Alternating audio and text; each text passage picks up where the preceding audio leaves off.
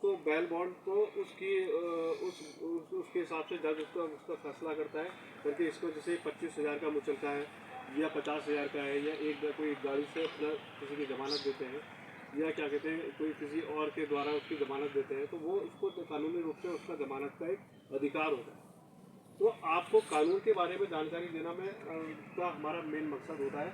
इसमें कभी कोई ऐसी दिक्कत आएगी तो आप मेरे पास भी आ सकते हैं और ये इसमें टोल फ्री नंबर होता है 15,100, इसमें भी आप कॉल कर सकते हैं। इसके अलावा सबसे इम्पोर्टेंट बात और बताता हूँ मैं आपको, एक होती है स्थायी लोक अदालत। जैसे आपका घर का बिजली का बिल आ रहा है ज़्यादा, माना आपको 400 रुपये का बिजली का बिल आता है हर महीने 2 महीने में, वो आ गया 5,000 का 6,000 का, होता है कभी कभी ऐसा होता है ना। इस पानी का बिल आ गया, पानी का बिल भी आ गया, ऐसे ही आ जाता है। आपने सोचा यार मेरा तो ये इतना 500 का आता था, ये 7,000 का 8,000 का कैसे आ जाता है।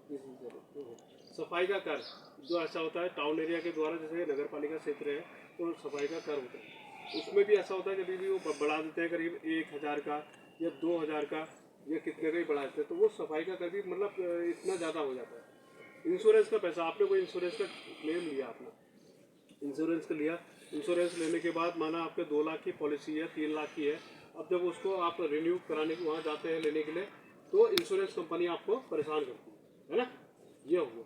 तो उसमें आपको ये स्थायी लोक अदालत के द्वारा आपको मुफ्त में विधिक सहायता दी जाती है। उसमें आप अपना वकील खुद अपनी एक एप्लीकेशन दायर करके खुद अपना वकील बन सकते हैं। उसमें अपने हिसाब से अपना खुद दायर कर सकते हैं मुकदमा और 70-80% के हिसाब से आपको पूरी तरीके से उपयोग करके होता है। तो ये इसको स्थायी लोक अदालत कहते हैं, परमानेंट लोक अदालत कहते हैं, इस तरीके का। अब ये जो संबंध होते हैं जैसे अपराध की श्रेणी में कोई ऐसा जो जमानत होती है कंपाउंडेबल